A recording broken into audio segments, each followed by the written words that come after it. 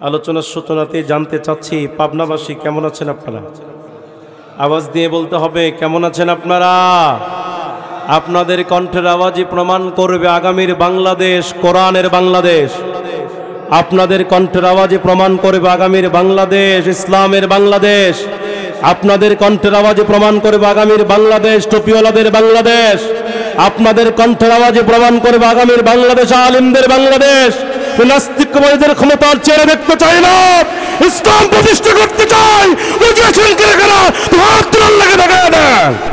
তাহলে আল্লাহ পাক ভেজাল মুক্ত কিতাব দুনিয়াতে কেন পাঠালেন, কি জন্য পাঠালেন? ভাইরা, আল্লাহ পাক এই কোরআনুল কারীমের ব্যাপারে সূরা ইব্রাহিমের মধ্যে বলছেন, আল্লাহ পাক চমৎকার করে বলছেন, কিতাবুন আনজালনাহু ইলাইকা লিতুখরিজান নাসা মিনাল যুলুমাতি ইলান নূর।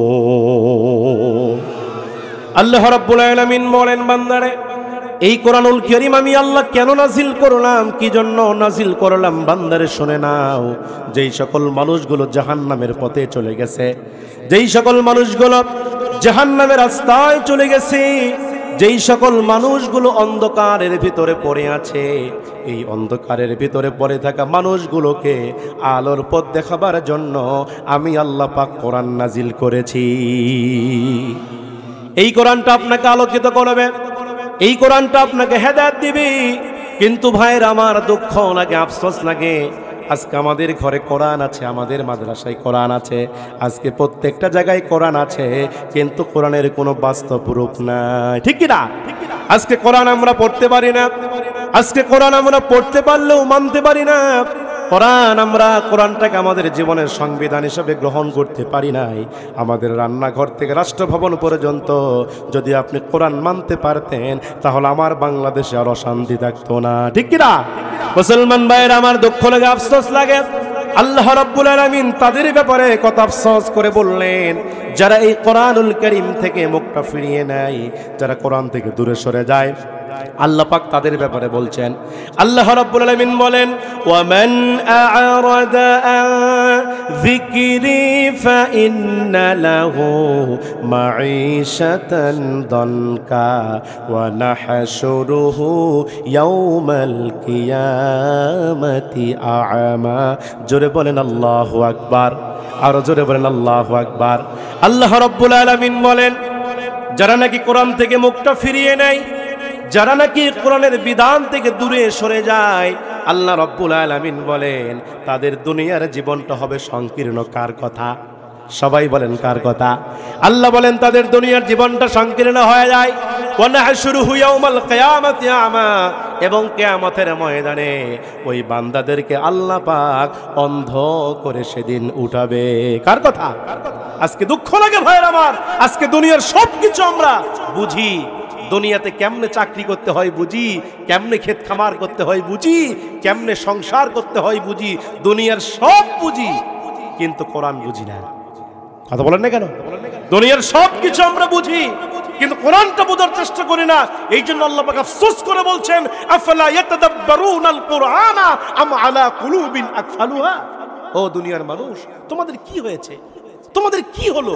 কেন তোমরা আমার কোরআন নিয়ে গবেষণা করো না? কেন তোমরা আমার কোরআন নিয়ে রিসার্চ করো না? আম আলা কুলুবিন আকফালুহা। আমি আল্লাহ কি তোমাদের কলবে তালা মারছি? কার কথা? কার কথা? আপনি দুনিয়ার সব বুঝলেন, কোরআন বুঝলেন না। অনেক নামাজি বান্দাও আছে, নামাজ পড়ে ঠিকই, কিন্তু নামাজে কি পড়ছে, কি বলছে, এইটা জীবনেও বোঝে না। কথা বলেন না কেন?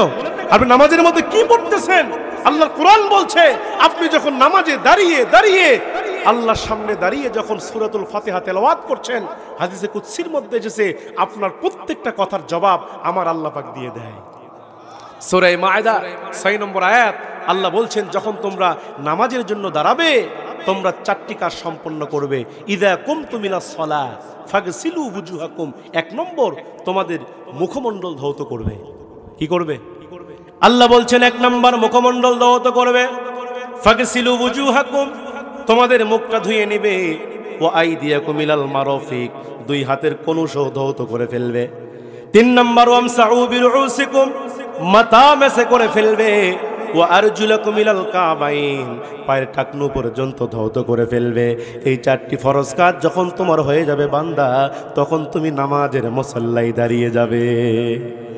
নামাজের মুসাল্লায় দাঁড়িয়ে ইন্নী ওয়াজ্জাহাতু ওয়াজহিয়া লিল্লাযী ফাতারাস সামাওয়াতি ওয়াল আরদা হানিফা ওয়া মা আনা মিনাল মুশরিকিন, এই দোয়াটা পরে যখন যাই নামাজে দাঁড়াবে বান্দা, ওই নামাজে দাঁড়িয়ে তুমি মনে করবে আমি আমার আল্লাহকে দেখতেছি, আমি আমার আল্লাহকে দেখতেছি, আল্লাহ আমার সামনে দাঁড়িয়ে আছে, আমি আল্লাহকে দেখতেছি। যদি এইটা মনে তোমার না হয়, তুমি মনে মনে চিন্তা করবে আল্লাহ পাক হয়তো আমাকে দেখতেছে। আল্লাহু আকবার বলে নামাজে দাঁড়িয়ে নামাজি বান্দারা মনে করবেন আমি আল্লাহরে দেখছি, অথবা আপনি মনে করবেন আল্লাহ আমারে দেখছে। যদি এই টেন্ডেন্সি, এই চিন্তাধারা নিয়ে যদি আমরা নামাজে দাঁড়াতাম, আমাদের নামাজ কি এরকম হতো? এ কথা বলেন না কেন? কিন্তু আজকে কিসের নামাজ, খালি কিসের কি মসজিদে গিয়ে খালি 2 ঠোকর মেরে আসসালামু আলাইকুম আসসালামু আলাইকুম কথা কন না কেন? এরকম আছে না? নাই? সম্মানিত ভাইয়ের আমার, আপনি নামাজে দাঁড়িয়ে মনে করবেন আমি আল্লাহকে দেখছি, অথবা আল্লাহ আমাকে দেখছে। এই টেন্ডেন্সি নিয়ে, এই চিন্তাধারা নিয়ে নামাজে আপনি দাঁড়ান। নামাজে দাঁড়ানোর পরে আপনি যখন সূরাতুল ফাতিহা তেলাওয়াত করছেন, আলহামদুলিল্লাহি রাব্বিল আলামিন, আপনি যখন এই কথাটি বলছেন, আল্লাহ সঙ্গে সঙ্গে বলছে হামিদানি আবদি, বান্দারে তুমি আমার প্রশংসা করলে। বান্দা যখন নামাজে দাঁড়িয়ে বলে আর রহমানির রহিম, আল্লাহ পাক সঙ্গে সঙ্গে বলে আসনা আলাইয়া আবদি, বান্দারে তুমি আমার বরত্ব প্রকাশ করলে। বান্দা যখন বলে মালিক ইয়াউমিদ্দিন, আল্লাহ পাক সঙ্গে সঙ্গে বলে বান্দারে মাজ্জাদানি আবদি, তুমি আমার শ্রেষ্ঠত্ব প্রকাশ করলে। বান্দা যখন নামাজে দাঁড়িয়ে বলে ইয়্যাকা না'বুদু, হে আল্লাহ আমি তোমার ইবাদত করি, ওয়া ইয়্যাকা নাস্তাঈন, এবং তোমার কাছে সাহায্য চাই, এইটা যখন বান্দা বলে, আল্লাহ সঙ্গে সঙ্গে বলে হাযা বাইনি ওয়া বাইনা আবদি। আল্লাহু আকবার। আল্লাহ পাক তখন সঙ্গে সঙ্গে বলে বান্দারে হাযা বাইনি ওয়া বাইনা আবদি, বান্দা এটা তোর মাঝে আর আমার মাঝে। বান্দা যখন ইহদিনাস সিরাতাল মুস্তাকিম থেকে নিয়ে ওয়ালাদ-দাল্লিন পর্যন্ত বান্দা যখন নামাজে বলে, আল্লাহ ডাক দে বলে বান্দারে নামাজের ভিতরে যা যা চেয়েছো সমস্ত চাওয়াগুলো আমি আল্লাহ পাক কবুল করে নিলাম। অথচ এরকম ভাবে নামাজ পড়ছেন কখনো? এরকম চিন্তা করেছেন কখনো? অথচ আল্লাহ পাক আপনার প্রত্যেকটা কথার জবাব দিয়ে দেয়। ভাইয়ের আমার, সেই কোরআন থেকে আমি আপনাদের খেদমতে কোরআনুল কারীমের 5 নম্বর সূরা থেকে একটা আয়াত পড়েছি। যেরকম কত নম্বর সূরা? কত নম্বর সূরা? কোরআনুল কারীমের 5 নম্বর সূরা। সূরাটির নাম হলো সূরা মায়েদা। যারা বলেন নাম কি? এখন যদি আপনাদের কাছে প্রশ্ন করি, বলেন তো মায়েদা মানে কি? মায়েদা মানে হচ্ছে খাবারের দস্তরখানা, খাবারের টেবিল, কেউ বলছে খাবারের দস্তরখানা, যেখানে খাবার রেখে খাওয়া হয়। তো আমরা তো বাঙালি, আমরা তো দস্তরখানা পেরে গিয়ে খাবার খাই, সবাই যখন খাবার খাই। অথচ আল্লাহর নবীর একটি সুন্নাহ হচ্ছে যে যখন তোমরা খাবার খাবে তখন দস্তরখানা পেরে খানা খাবে। সুবহানাল্লাহ বলেন। কারণ দস্তরখানা পেরে খানা খাওয়া সুন্নাহ। অন্য বর্ণনায় পাওয়া যায় আল্লাহর নবী বলেছেন যখন বান্দা খাবার খাবে, এই খাবার যখন তার মুখ থেকে অথবা প্লেট থেকে দস্তরখানায় পড়ে যাবে, তখন এই দস্তরখানায় যে খাবারটা পড়ে যাবে, ওই খাবার যদি সে এভাবে হাত দিয়ে ডান হাতের মধ্যে নিয়ে এই খাবারটা যদি বরকতময় খাবারটা খেয়ে নেয়, আল্লাহর নবী বলছেন জান্নাতের হুরদের মহারানা আল্লাহর পক্ষ থেকে আদায় হয়ে যাবে। জোরে কোন সুবহানাল্লাহ। এজন্য দস্তরখানা পেরে খাবার খেতে পারবেন তো ইনশাআল্লাহ? দস্তরখানা পেরে খাবার খাবেন। তো দস্তরখানা নামক সূরা, সূরা মায়েদা, আমার তেলাওয়াতকৃত আয়াত নম্বর হচ্ছে 35। জোরে কোন কত? জোরে বলেন কত? 35 নম্বর আয়াত। এই আয়াতের মধ্যে আল্লাহ সুবহানাহু ওয়া তাআলা যারা মুমিন বান্দা, যারা ঈমানদার বান্দা, এই মুমিন বান্দাদের বিশেষ 3টি গুণের কথা বলছেন। জোরে কোন কয়টি গুণ? আওয়াজ দিয়ে কোন কয়টি গুণ? আল্লাহ পাক মুমিনদের 3টি গুণের কথা বলছেন। যদি কোনো মুমিন বান্দা 3টি গুণ অর্জন করতে পারে, আল্লাহ পাক শেষের অংশে বলছেন লাআল্লাকুম তুফলিহুন, তাহলে সে সফল হবে। জোরে কোন সুবহানাল্লাহ। এবার আসলে আমি সংক্ষিপ্ত আকারে এক একটা গুণের উপর 10 মিনিট করে বলবো। 10 একবার 30 মিনিটে 3টা গুণ বলে আমি ইনশাআল্লাহ শেষ করে দেব। সম্মানিত ভাইয়ের আমার, 1 নম্বর গুণ হচ্ছে আল্লাহ বলছেন ইয়া আইয়ুহাল্লাযীনা আমানু, হে ঈমানদার বান্দারা, ও হে তোমরা যারা ঈমান এনেছো, তোমাদের 1 নম্বর গুণ হচ্ছে ইত্তাকুল্লাহ। কাকে ভয় করো? জোরে বলেন। আমরা কি আল্লাহকে ভয় করি? করি নামাজে গিয়া, করি রমজান মাসে, করি হজ করতে গিয়া, করি যাকাত দিতে গিয়া, কিন্তু সার্বক্ষণিক ভয় করি। কিন্তু মুসলমান ভাইয়েরা, আল্লাহকে ভয় করেছেন নবীর সাহাবীরা। আল্লাহ নবীর সাহাবীরা আল্লাহকে কেমন ভয় করেছে, নবী আমার কালেমার দাওয়াত দিয়েছেন। নবীজির হাতে অনেক সাহাবীরা কালেমা পড়ে মুসলমান হয়েছে। নবীজির একজন সাহাবী ছিল, নাম ছিল আব্দুল্লাহুল বাদাদাইন। ঈমান গ্রহণ করার পূর্বে তার নাম ছিল আব্দে উজ্জা। কালেমা পড়ে মুসলমান হলেন, চাচার বাড়িতে থাকতেন। কালেমা পড়ে যখন মুসলমান হয়ে গেল, আব্দুল উজ্জা চাচার বাড়িতে গেলেন, চাচার সঙ্গে খাবার খাইতেছিলেন। এমন সময় চাচাকে লক্ষ্য করে বললেন, চাচা আমি আপনাকে কালেমার দাওয়াত দিতে চাই, ঈমানের দাওয়াত দিতে চাই। চাচা ডাক দিয়ে বলছে, আব্দুল উজ্জা রে, কেন তুমি আমারে কালেমার দাওয়াত দিবা? তুমি কি কালেমা পড়েছো নাকি? এই কথা যখন চাচা আব্দুল উজ্জারে বললেন, আব্দুল উজ্জা বললেন, চাচা গো আমি কালেমা পড়েছি, ঈমান গ্রহণ করেছি। আল্লাহু আকবার বলেন। আমি কালেমা পড়ে ঈমান গ্রহণ করেছি। চাচা ডাক দা বলছে, আব্দুল উজ্জা রে, তুমি কি সাংঘাতিক অপরাধ করেছ? আমার বাড়িতে খাবার খাও আর আমার অনুমতি ছাড়া মুসলমান হয়েছ। এই মুহূর্তে কালেমা ছেড়ে দাও, এই মুহূর্তে তুমি ঈমান ছেড়ে দাও, বেঈমান হয়ে যাও।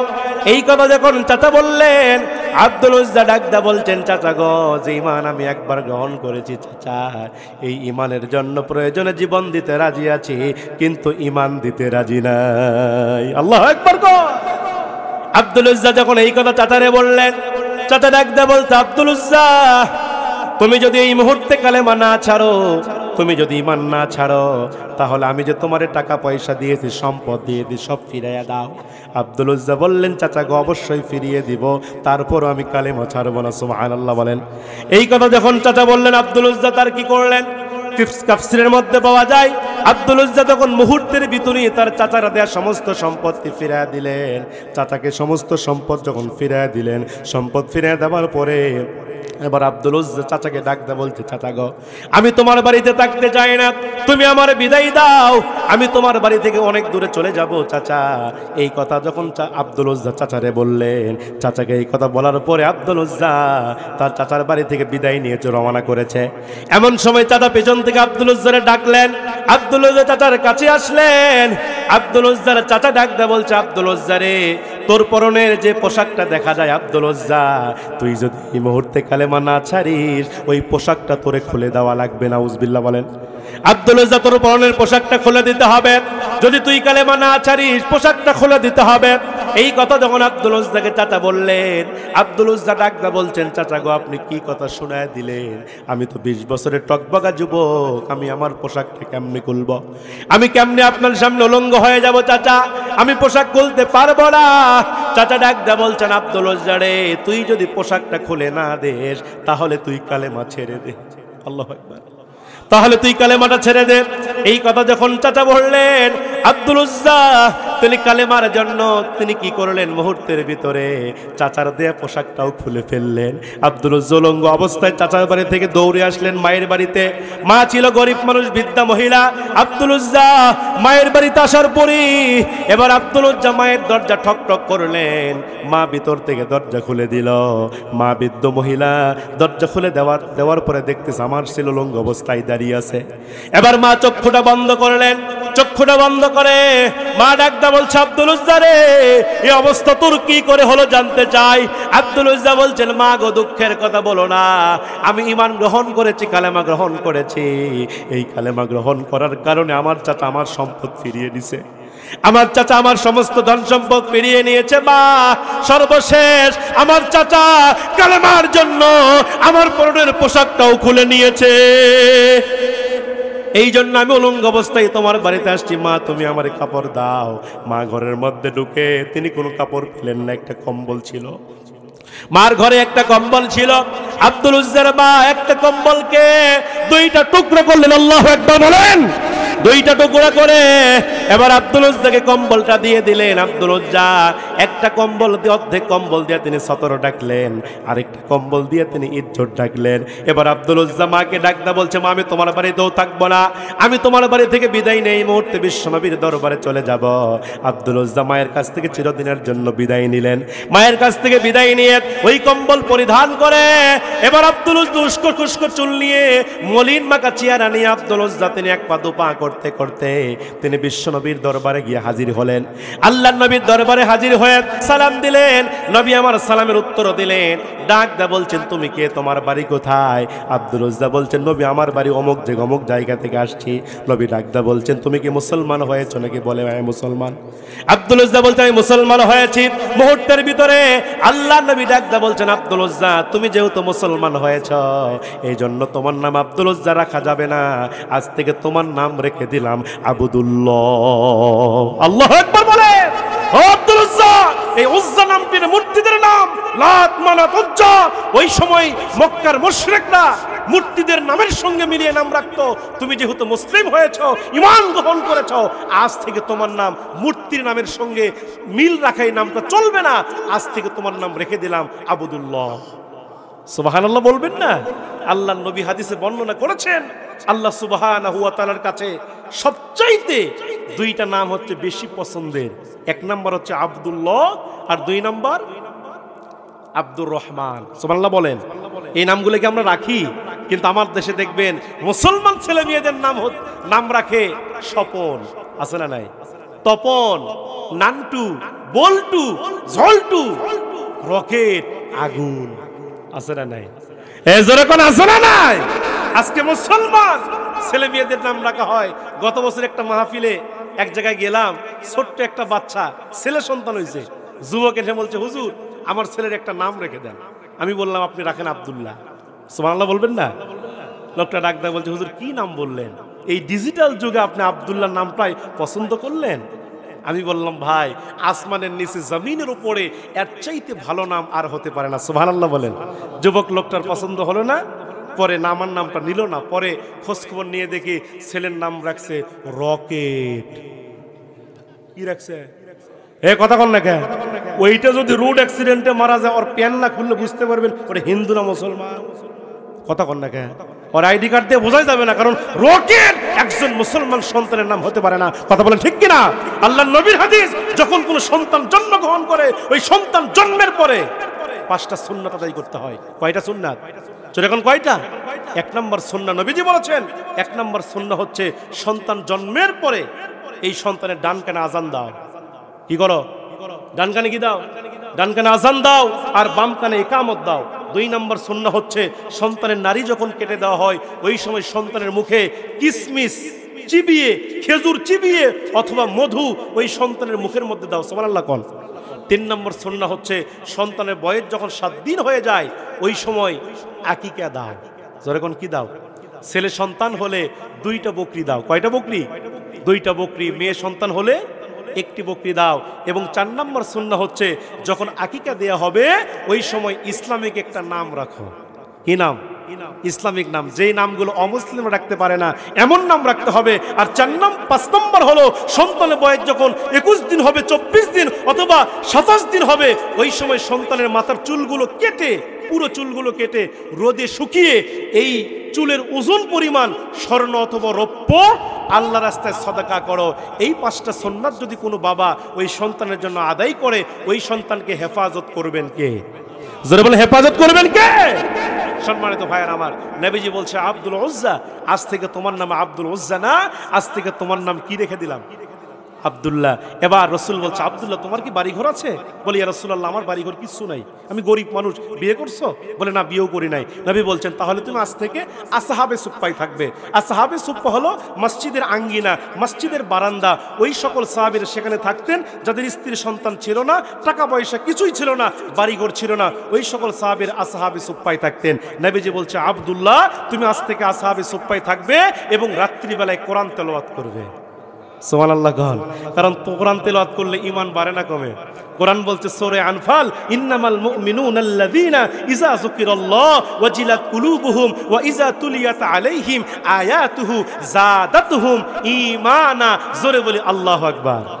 আল্লাহ বলছে, ইন্নামাল মুমিনুন, মুমিন তো তারাই, আল্লাযীনা ইযা যুকিরাল্লাহ, যাদের সামনে আল্লাহর নাম উচ্চারণ করা হলে, ওয়াজিলাত কুলুবুহুম, তাদের অন্তরে আল্লাহর ভয় সৃষ্টি হয়ে যায়। কার ভয় সৃষ্টি হয়ে যায়? আল্লাহ বলছেন, ওয়াইজা তুলিয়াত আলাইহিম আয়াতুহু, এবং মুমিন বান্দাদের সামনে আল্লাহর আয়াত তেলাওয়াত করা হলে জাদাতহুম ঈমানা, মুমিনদের ঈমান বেড়ে যায়। জোরে কোন সুবহানাল্লাহ। এজন্য নবী বলছে, আব্দুল্লাহ তুমি আজ থেকে কোরআন তেলাওয়াত করবে। রাত্রি যখন গভীর হয়ে যায়, সমস্ত সাহাবীরা ঘুমিয়ে যায়। জোরে কোন সুবহানাল্লাহ। রাত্রি যখন গভীর হয়ে যায়, সমস্ত সাহাবীরা ঘুমিয়ে যায়, কিন্তু বিশ্বনবীর এই নব মুসলিম সাহাবী আব্দুল্লাহর চোখে কোনো ঘুম নাই। আব্দুল্লাহ ঘুমাতে পারে না। আব্দুল্লাহ রাত্রি বেলায় কোরআনটা বের করে হাউমাউ করে কোরআন পড়ে আর কান্দে। আব্দুল্লাহ এত জোরে জোরে আল্লাহর কোরআন তেলাওয়াত করে, এত স্পিডে কোরআন তেলাওয়াত করে আর কান্দে। এই কান্নার আওয়াজ যখন অন্যান্য সাহাবীদের কানে পৌঁছে গেল, অন্যান্য সাহাবীদের রাত্রি বেলায় ভালো মতো ঘুম হয় না, অন্যান্য সাহাবীরা রাত্রিতে ঘুমাতে পারে না। কিছুদিন পরে বিশ্বনবীর কাছে ওই সকল সাহাবীরা এসে নালিশ করলো, ইয়া রাসূলুল্লাহ, ইয়া হাবিবাল্লাহ, নবী গো, আপনার সাহাবী আব্দুল্লাহ সে রাত্রি বেলায় এত জোরে জোরে কোরআন তেলাওয়াত করে, এত জোরে জোরে কোরআন তেলাওয়াত করে কান্না করে। আব্দুল্লাহকে আপনি চিল্লাইতে নিষেধ করবেন, আব্দুল্লাহ যেন আস্তে আস্তে করে কোরআন তেলাওয়াত করে, সে যেন কান্না না করে। এই কথা যখন সাহাবীরা আমার নবীকে বললেন, নবী ডাকদা বলছে, ও আমার সাহাবীরা, তোমরা আব্দুল্লাহকে চিল্লাইতে নিষেধ করো না। ও আমার সাহাবীরা, তোমরা আব্দুল্লাহকে চিল্লাইতে নিষেধ করো না। তোমরা জানো না আমার আব্দুল্লাহর ঈমানটা কত দামি ঈমান। আমার আব্দুল্লাহ ঈমান গ্রহণ করার কারণে তার চাচার সমস্ত সম্পত্তি ফিরাইয়া দিছে।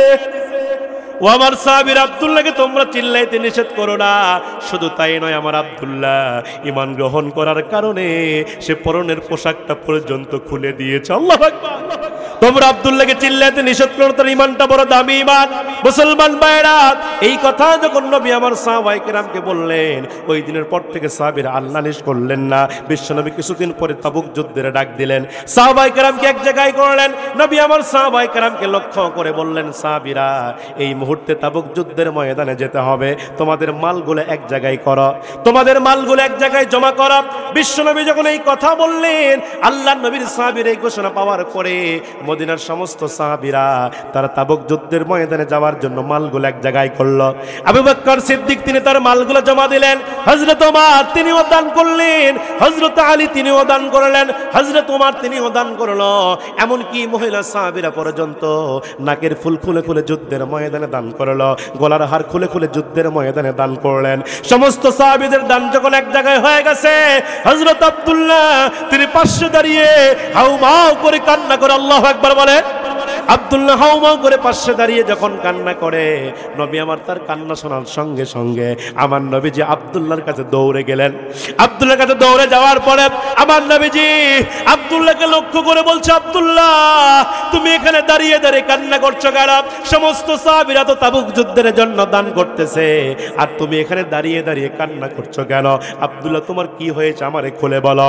এই কথা যখন আমার নবীজি বলেছে, আব্দুল্লাহ ডাকতে বলছেন, রাসূলুল্লাহ, ইয়া হাবিবাল্লাহ, নবী গো, আজকের এই তাবুক যুদ্ধের ময়দানে সমস্ত সাহাবীরা দান করলো, কিন্তু নবী আমি এত গরিব মানের সাহাবী, আমার কাছে একটা দিরহামও নাই যেইটা আমি যুদ্ধের জন্য দান করে দেব। এই জন্য আমি আব্দুল্লাহ হাউমাউ করে কান্না করতেছি। আব্দুল্লাহ যখন এই কথা বললেন, বলার পরে আব্দুল্লাহ চোখের পানিগুলো বের করে আব্দুল্লাহ হাউমাউ করে কান্না করে আর বলে, নবী গো, আল্লাহ পাক তো বান্দার থেকে দুইটা জিনিস চেয়েছে, একটি বান্দার মাল চেয়েছে, আরেকটা জান চেয়েছে। ও নবী, আমার তো মাল দেবার মতো কিছুই নাই, কিন্তু নবী আমার একটা জান আছে, ও নবী আমার একটা জীবন আছে। আপনি আল্লাহর কাছে দোয়া করে দেন, আজকের এই তাবুক যুদ্ধের ময়দানে আমি যেন আমার জীবনটা আল্লাহর জন্য দিতে পারি। ইত্তাকুল্লাহ, আর ভয়, এটাকে ইত্তাকুল্লাহ বলে। আজকে আমরা কেমন মুসলমান, মসজিদ থেকে আজান হয়, হাইয়া আলাস সালাহ, বান্দারে নামাজের জন্য আসো, হাইয়া আলাল ফালাহ, বান্দারে কল্যাণের জন্য আসো, আসসালাতু খায়রুম মিনান নাওম, ঘুম থেকে নামাজ উত্তম। মুসলমান ভাইয়ের দুঃখ লাগে, মসজিদের আজান শুনি কিন্তু আমরা মসজিদে যাই না। আজকে নামাজের কোনো গুরুত্ব আমাদের ভিতরে নাই ভাইয়েরা, অথচ বিশ্বনবী নামাজের গুরুত্ব দিয়েছেন।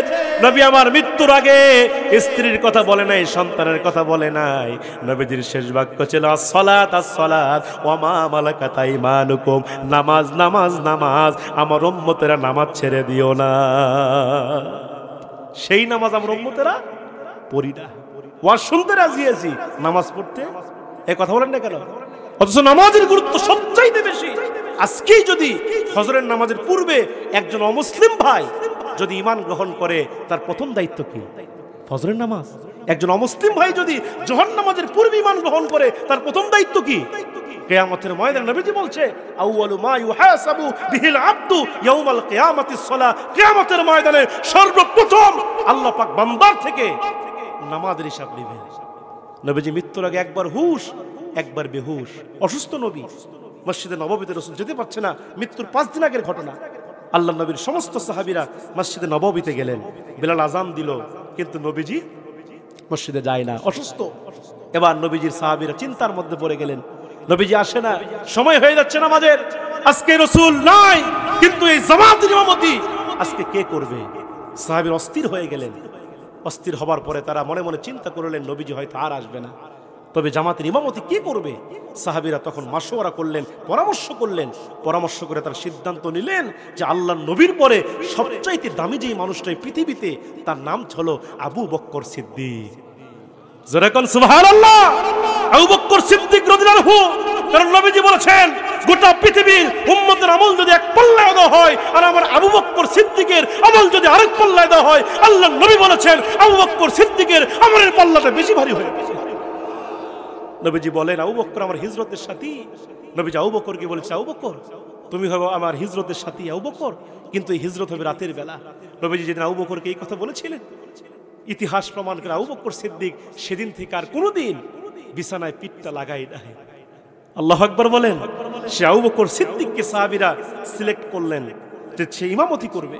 এবার আবু বকর সিদ্দিককে রাসূল ইমামতির জায়গায় সাহাবীরা দাঁড় করিয়ে দিলেন। আবু বকর সিদ্দিক ইমামতির জায়নামাজে দাঁড়িয়ে গেলেন, সমস্ত সাহাবীরা কাতারবন্দি ভাবে জামাতে দাঁড়িয়ে গেলেন। আল্লাহু আকবার বলে জামাত শুরু করা হলো। আম্মা জান আয়েশা সিদ্দিকা রাদিয়াল্লাহু তাআলা আনহা, নবীজি তার ঘরে ছিলেন হুজরাখানার ভিতরে। নবীজি আয়েশাকে ডেকে বলছে, আয়েশা আমাকে একটু আলগা করে ধরো, আমি একটু সাহাবীদের জামাতের দৃশ্যটা দেখতে চাই।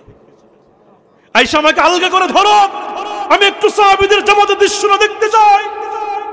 আল্লাহর নবী আয়েশা সিদ্দিকা, আল্লাহর নবীর স্ত্রী আয়েশা সিদ্দিকা নবীজিকে আলগা করে ধরলেন। আমার নবীজি হুজরাখানার মধ্য থেকে সাহাবীদের জামাতের দৃশ্য দেখছে, আর নবীজির চোখের কোণা দিয়ে টপ টপ করে নবীজির পানি পড়ছে। আল্লাহু আকবার বলবেন না? নবীজির চোখের কোণাতে টপ টপ করে পানি পড়ছে। আম্মা জান আয়েশা সিদ্দিকা রাদিয়াল্লাহু তাআলা আনহা নবীজির চোখের পানি মুছে দিচ্ছে আর বলছে, রাসূলুল্লাহ, ইয়া হাবিবাল্লাহ, নবী গো, আপনি কেন কান্না করছেন? আপনার কি কষ্ট হচ্ছে নাকি? আপনার কি ব্যথা লাগছে নাকি? নবীজি বলছে, আয়েশা এটা আমার কষ্টের কান্না নয়, এটা আমার তৃপ্তির কান্না। আয়েশা তুমি জানো না, এই জামাতকে প্রতিষ্ঠা করতে গিয়া উহুদের প্রান্তরে আমি নবীজির দন্দান মোবারক শহীদ হয়ে গেছে। এই জামাতকে প্রতিষ্ঠা করতে গিয়ে আয়েশা তুমি জানো না, সেই তাইফবাসীর আমি রাসূলকে এতবার মেরেছেন, আমার পিঠের মধ্যে এত পাথর মেরেছে, আমার পিঠে পাথর লাগতে লাগতে আমার পিঠ চালানোর সাজের মতো হয়ে গেছে। আয়েশা আমার পিঠ থেকে এত পরিমাণ রক্ত ঝরেছে। আয়েশা আমার জুতা মোবারক রক্ত দিয়ে জমাট বেঁধে গেছে। এই জামাতকে প্রতিষ্ঠা করতে আমি রাসূল কত সংগ্রাম করেছি। আজকে আমার সাহাবীরা আমার অনুপস্থিতিতে এইভাবে জামাতে নামাজ পড়ছে। আয়েশা আমি আশা রাখি কিয়ামত পর্যন্ত এইভাবে আমার উম্মতেরা জামাতের সাথে নামাজ আদায় করবে। দুঃখ লাগে ভাইয়ের, সেই নামাজ আজকে আমার উম্মত হয়ে পড়ি না।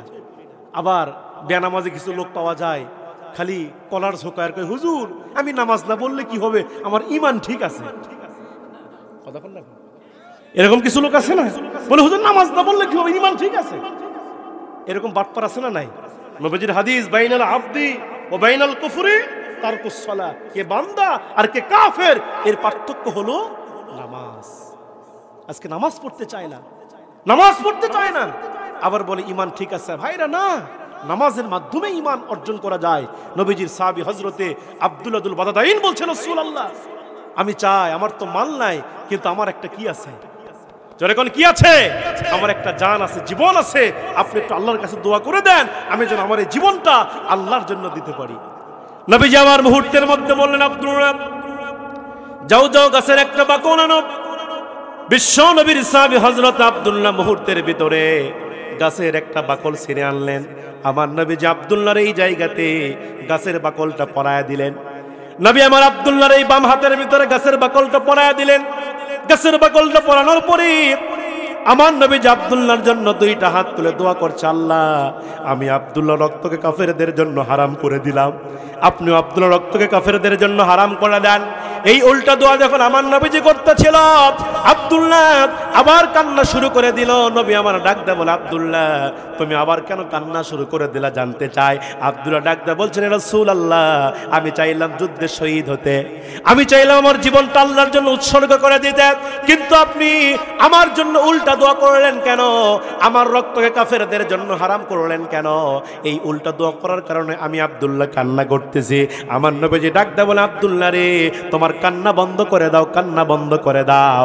আব্দুল্লাহ তোমার কলিজার ভিতরে জিহাদের তামান্না থাকার কারণে, আব্দুল্লাহ তোমার কলিজার ভিতরে ইকামতে দ্বীন ইসলাম প্রতিষ্ঠার সংগ্রাম থাকার কারণে, ও আব্দুল্লাহ তোমার কলিজার ভিতরে আল্লাহর ভয় থাকার কারণে, আব্দুল্লাহ তুমি যদি বাড়িতে জ্বর হয়েও মারা যাও আল্লাহ পাক তোমাকে শহীদের মর্যাদা দান করে দিবে। সুন্নাত নয় শুধু দাওয়াতের মেহমান, পড়েন সুন্নাত নয় শুধু খাওয়া শেষে মধুপান, আরো কিছু সুন্নাত আছে তুমি জানো কি, জানলেও জীবনে কখনো তা মানো কি, ঠিক কিনা।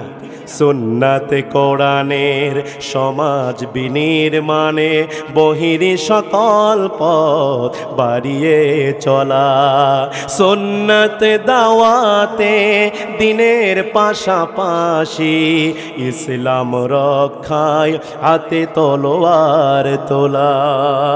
সুন্নাত শুধু নয় নামনিওয়ালাপন, আরো সুন্নাত হলো হুঙ্কার গর্জন।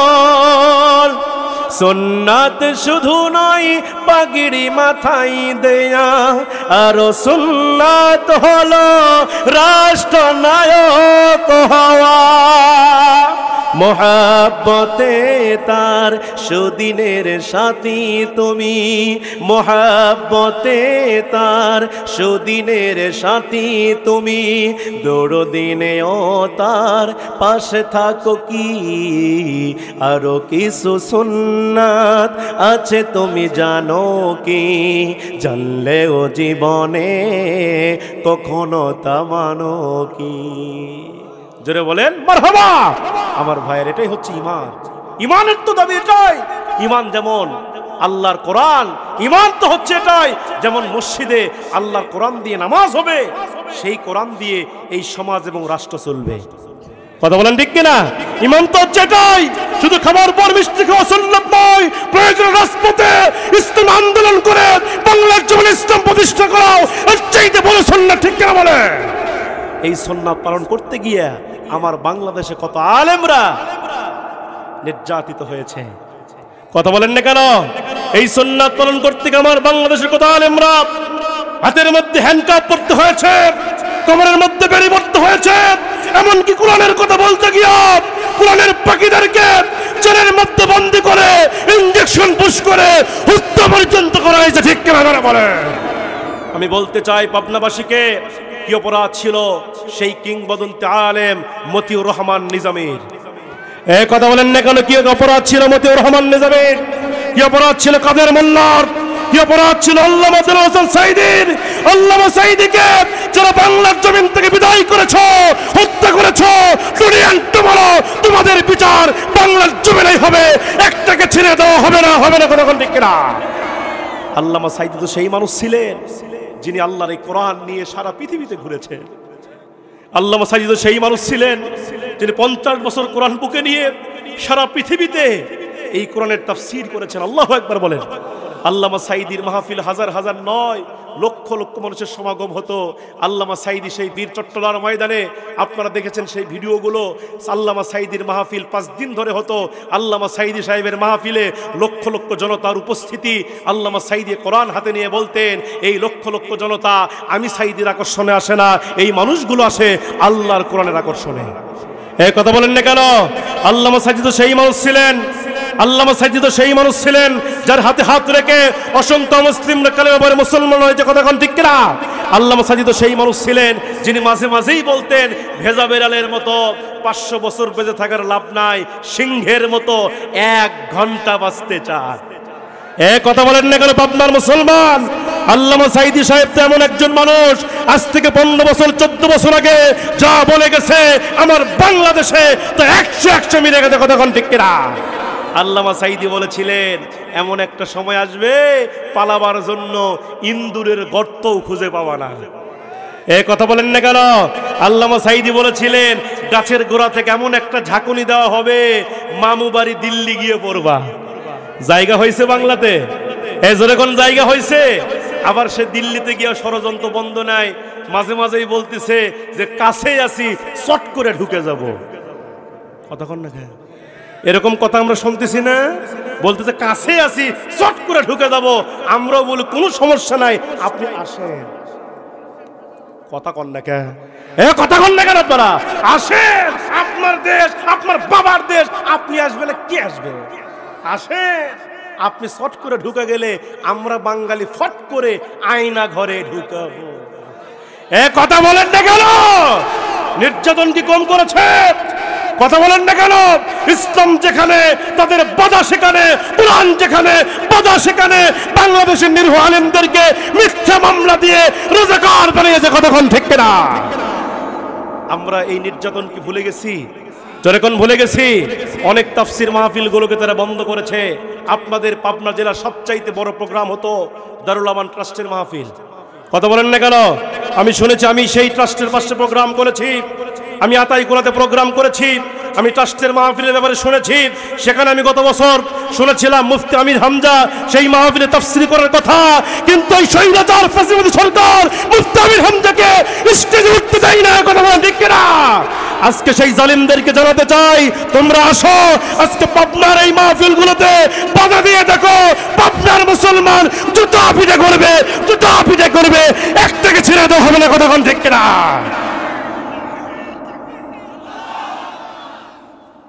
সম্মানিত ভাইয়েরা আমার, এই জন্য নির্যাতন আর জুলুম ইতিহাসে যারাই করেছে তাদেরই ক্ষমতার চেয়ার পরিবর্তন হয়েছে।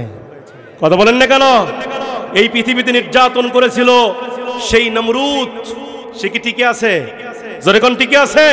যেই নমরুদ নিজেকে আল্লাহ দাবি করেছিল, আল্লাহকে মারবার জন্য, হত্যা করার জন্য ও আকাশে মারছে তীর। কোথায় তীর মারছে? সে মনে করে আল্লাহ থাকে আকাশে তীর মারলে হয়তো আল্লাহ মরে যাবে। কতক্ষণ না কেন? আল্লাহকে তীর মারছে আকাশে। এবার আল্লাহ সুবহানাহু ওয়া তাআলা জিবরাইলকে ডেকে বলছে, জিবরাইল তুমি তীরটা আটকাও, তীরটা ধরো। জিবরাইল বলছে আল্লাহ ধরে কি করব? আল্লাহ ডাকদা বলছে মাছের তীরের আগায় মাছের রক্ত ভরায়া এই তীর তুমি জমিনে ফেলে দাও। সুবহানাল্লাহ। হযরত জিবরাইল তিনি তাই করলেন, তীরটা আটকা তীরের আগায় মাছের রক্ত ভরায়া ওই রক্তমাখা তীর জমিনে ফালাইয়া দিল। রক্তমাখা তীর যখন জমিনে পড়ছে, নমরুদ করছে আল্লাহ শেষ। কথা কন না জ্ঞান? আল্লাহ কি শেষ হইছে? এজরেগণ শেষ হইছে?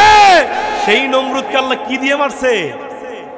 কি দিয়ে মারছে? ল্যাংরা মশা, খালি মশা, ল্যাংরা ল্যাংরা, মানে এক পাই নাই। কথা কন না জ্ঞান? তাহলে এখান থেকে বোঝা যায় জালিম যত বড় হয় তাকে মারার হাতিয়ার তত ছোট হয়। কথা কন না কে?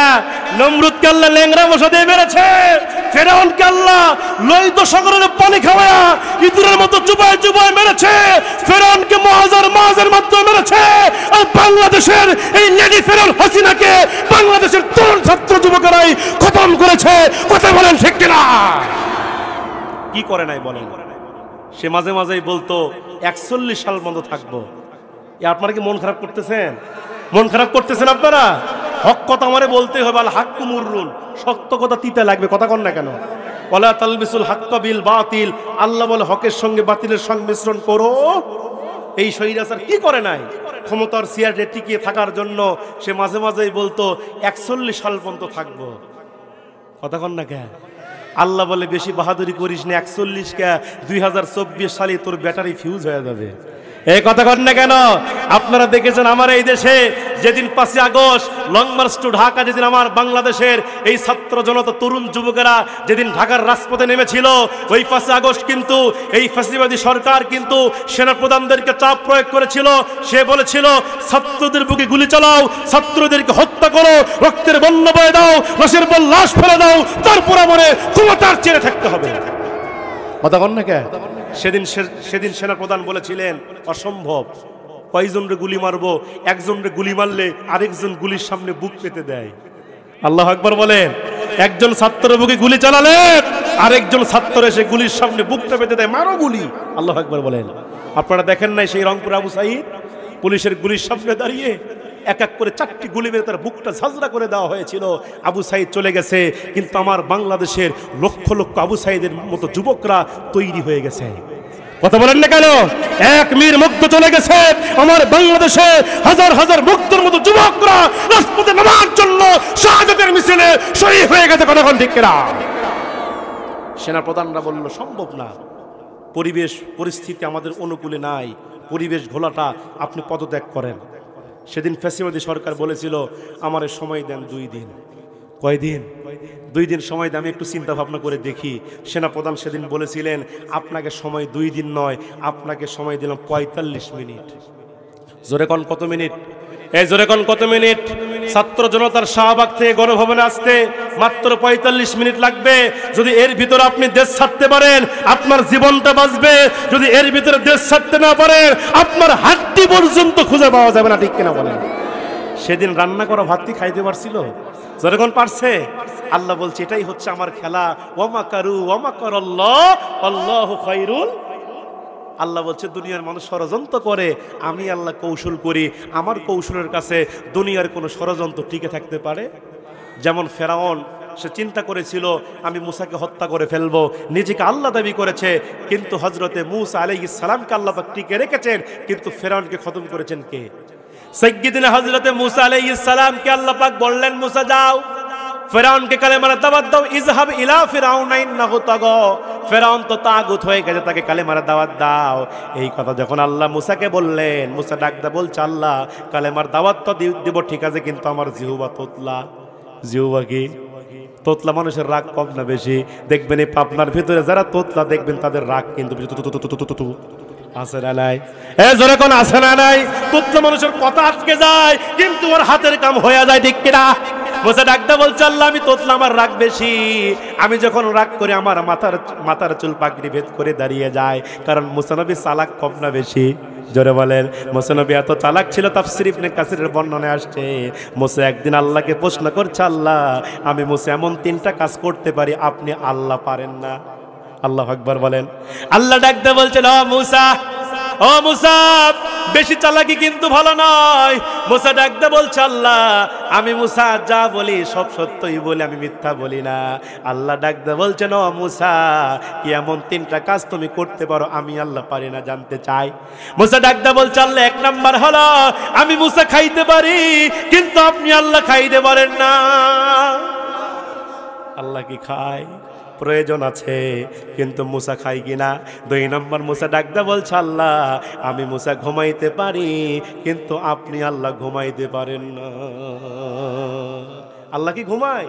লা তাখুযুহু সিনাতু ওয়ালা নাওম। আল্লাহর ঘুমও নাই, আল্লাহ তন্দ্রাও নাই, কিন্তু মুসা নবী ঘুমায় কিনা? এজরকন ঘুমায় কিনা? আল্লাহ পাক ঘুমাইতে পারে না, মুসা ঘুমায়। মুসা ডাকদা বলছে আল্লাহ 3 নম্বর আমি মুসা মারা যাব, কিন্তু আপনি আল্লাহ মরে যাবেন না। আমি মুসা মারা যাব, দুনিয়ার মায়া ত্যাগ করে চলে যাব, কারণ কোরআন বলছে কুল্লু নাফসিন যায়িকাতুল মাউত, দ্য ম্যান ইজ মর্টাল, আইনামা তাকুনু ইদরিকুমুল মাউতু ওয়ালাউ কুনতুম ফি বুরুজিম মুশাইয়াদা। আল্লাহ বলছেন দুনিয়ার মানুষ তোমরা যেখানেই থাকো না কেন মৃত্যু তোমাদেরকে পাকড়াও করবে। দুনিয়ার সব মানুষ মরবে, কিন্তু মরবে না কে? মরবে না কে? আল্লাহ। মুসা বলছে আল্লাহ আমি 3 নম্বরে আমি মরে যাব, কিন্তু আপনি আল্লাহ মরতে পারবেন? সেই মুসা বলছে আল্লাহ আপনি আমার কণ্ঠ ভালো বানায় দেন। আল্লাহ ডাকতে বলছেন ও মুসা যা যা তোর কণ্ঠকে সুন্দর বানায় দিলাম। শুধু তাই নয় মুসা তোর ভাই হারুনকে আমি আল্লাহ নবী বানায় দিলাম।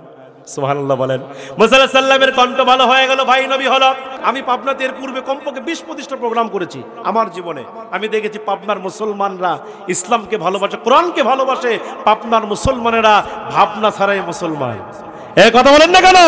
আমি তো মনে করি বাংলাদেশের 64 জেলা থেকে যদি কালেমার পতাকা সমুন্নত কোরআন এই আন্দোলনের এই শাহাদাতের মিছিলে যদি ডাক দেওয়া হয়, এই পাবনার মুসলমান সবার প্রথমে জীবন দেওয়ার জন্য, রক্ত দেওয়ার জন্য আপনারা কি প্রস্তুত আছেন?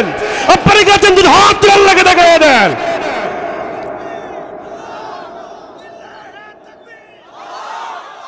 সম্মানিত ভাইয়েরা আমার, সাইয়্যিদিনা এবার হযরত সংক্ষেপে বলছি, তাফসীর ইবনে কাসিরের বর্ণনা সংক্ষিপ্ত আকারে বলছি ভাইয়েরা, এবার হযরতে মূসা আলাইহিস সালাতু ওয়াস সালাম তিনি এবার এক পা দুপা করতে করতে তিনি চলে গেলেন ফেরাউনের রাজদরবারে। আল্লাহু আকবার বলেন। ফেরাউনের রাজদরবারে মূসা নবী ঢুকে পড়লেন। ঢোকার পরে এবার ফেরাউন রাজসিংহাসনে বসে আছে। সাইয়্যিদিনা হযরতে মূসা নবী এবার ফেরাউনকে লক্ষ্য করে বলছেন, ফেরাউন তুমি এই মুহূর্তে পড়ে নাও লা ইলাহা ইল্লাল্লাহ মূসা কালিমুল্লাহ। এই দাওয়াত যখন মূসা আলাইহিস সালাম সৈরাসার ফেরাউনকে দিলেন, ফেরাউন তখন বলছে, মূসা তোর কালেমার দাওয়াত বন্ধ কর। ফাকালা আনা রাব্বুকুমুল আলা, আমি তোর খোদা। নাউজুবিল্লাহ বলবেন না? সাইয়্যিদিনা মূসা বললেন, তুমি আমার খোদা হতে পারো না, তুমি আমার রব হতে পারো না। আমার রব একমাত্র কে? জোরে বলেন আমার রব কে? মূসা ডাকতে বলছে, আমার রব হলো আল্লাহ, আল্লাহ ছাড়া কাউরে আমি রব মানি না, তুমি আমার রব হতে পারো না। আমার রব চিরস্থায়ী চিরঞ্জীব, তিনি আমার একমাত্র রব।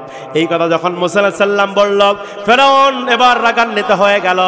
ফেরাউন রাগান্বিত হবার পরে ডাকতে বলছে, মূসা তুমি যদি আমার রব হিসাবে না মানতে পারো তাহলে আমি তোরে হত্যা করে ফেলবো। নাউজুবিল্লাহ বলেন। আমি তোরে দুনিয়া থেকে বিদায় করে ফেলবো।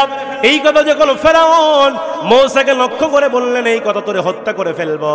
সাইয়্যিদিনা মূসা ডাকতে বলছেন, ফেরাউন রে তুমি যতই আমারে মারার চেষ্টা করো না কেন, আমারে বাঁচাবেন কে?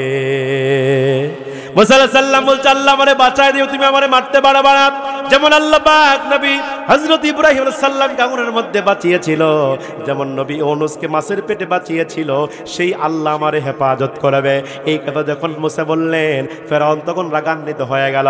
ফেরাউন রাগান্বিত হবার পরে তিনি মূসা নবীকে মারার জন্য হাজার হাজার সৈন্যবাহিনী তৈরি করলেন। হাজার হাজার সৈন্যবাহিনী তৈরি করা যখন কমপ্লিট হয়ে গেছে, এবার হযরতে মূসা নবীকে মারার জন্য আক্রমণ করবে। এমন সময় হযরতে মূসা তার উম্মতদেরকে নিয়ে দৌড় মারলেন। সুবহানাল্লাহ বলেন। মূসা আলাইহিস সালাম তিনি উম্মতদেরকে নিয়ে দৌড় মারলেন। হযরতে মূসা আলাইহিস সালাম তিনি যখন দৌড় মারলেন, দৌড়াইতে দৌড়াইতে হযরতে মূসা আলাইহিস সালাম এমন একটা জায়গায় গিয়ে থেমে গেলেন, যেই জায়গাটা ছিল লোহিত সাগর। জোরে কোন সাগর? মূসা আলাইহিস সালামের সামনে লোহিত সাগর বেজে গেল। এবার ফেরাউন বাহিনী তিন দিক দিয়ে আক্রমণ করল। হযরতে মূসা আলাইহিস সালামের উম্মতেরা তারা ডান দিকে তাকায় দেখে ফেরাউন বাহিনী আসতেছে, বাম দিকে তাকায় দেখে ফেরাউন বাহিনী আসতেছে, পেছন দিকে তাকায় দেখে ফেরাউন বাহিনী আসতেছে। আর সামনে ছিল কি? লোহিত সাগর, সমুদ্র, নদী না, মহাসমুদ্র, বিশাল মহাসাগর সমুদ্র, সামনে লোহিত সাগর। এবার মূসা নবীর উম্মতেরা ডাক দিয়ে বলছেন, পয়গম্বর মূসা আজকে তো তারা আমাদেরকে তিন দিক দিয়ে আক্রমণ করেছে, আজকে আমরা পালাবো কোথায়? আমরা হয়তো ধরা পড়েই গেলাম, আজকে হয়তো আমরা পলায়ন করতে পারবো না। এই কথা যখন উম্মতেরা বলল, মূসা ডাক দিয়ে বলতেছে, উম্মতেরা রে তোমরা টেনশন করো না, চিন্তা করো না, আমাদের সাথে আছে কে? জোরে বলেন আছে কে? মূসা বলছে, আমাদের সাথে আল্লাহ আছে, টেনশন করো না। এবার হযরতে মূসা নবী উম্মতদেরকে সান্ত্বনা দিলেন। সান্ত্বনা দেওয়ার পরে দুইটা হাত তুলে আল্লাহর কাছে দোয়া করা শুরু করেছে, আল্লাহ আজকে আমরা বিপদের মধ্যে পড়ে গেছি, আজকে মুসিবতের মধ্যে পড়ে গেছি। ডান দিক দিয়ে ফেরাউন বাহিনী আক্রমণ করেছে, বাম দিক দিয়ে আক্রমণ করেছে, পিছন দিক দিয়ে আক্রমণ করেছে, আর সামনে লোহিত সাগর। আল্লাহ আজকে আমরা কোথায় পালাবো? আপনি সারা সাহায্য করার মতো কেউ নাই। এই কথা যখন হযরতে মূসা আল্লাহকে বলেছে, আল্লাহ মুহূর্তের মধ্যে ডাকদা বলছে, মূসা রে তোর হাতের মধ্যে ওইটা কি দেখা যায়? মূসা বলেন, আসা। আসা মানে কি? আরো আস্তে কর। মূসা ডাকদা বলছে, আমার হাতের মধ্যে লাঠি। আল্লাহ পাক আবার পাল্টা প্রশ্ন করছেন, ও মূসা তোমার হাতে যে লাঠি আছে, লাঠি দিয়ে কি করো? মূসা সঙ্গে সঙ্গে ডাকদা বলছে, আল্লাহ আমার হাতের মধ্যে যে লাঠি আছে, এই লাঠি দিয়ে আমি মূসা দুইটা কাজ করি। কয়টা কাজ করি? আল্লাহ বলেন, কি দুইটা কাজ করো মূসা? মূসা বলছে, আল্লাহ এক নম্বরে আমি এই লাঠি দিয়ে বকরির পাতা পারি। সুবহানাল্লাহ কখন? কিসের পাতা পারি? আমি ব্যাখ্যা করব না। দুই নম্বরে মূসা বলছে, আল্লাহ আমি এই লাঠিতে ভর দিয়ে রাস্তা হাঁটি। সুবহানাল্লাহ বলবেন না? এবার আল্লাহ পাক মূসাকে লক্ষ্য করে বলছে, মূসা তোমার হাতে যে লাঠি আছে, এই লাঠি দিয়ে তুমি লোহিত সাগরে আঘাত করো। মূসা ডাকদা বলছে, আল্লাহ আঘাত করলে কি হবে? আল্লাহ বলে, এই মূসা কথা কম বলো, আঘাত করেই দেখো আমি আল্লাহ কি বানায়া দিই। সুবহানাল্লাহ।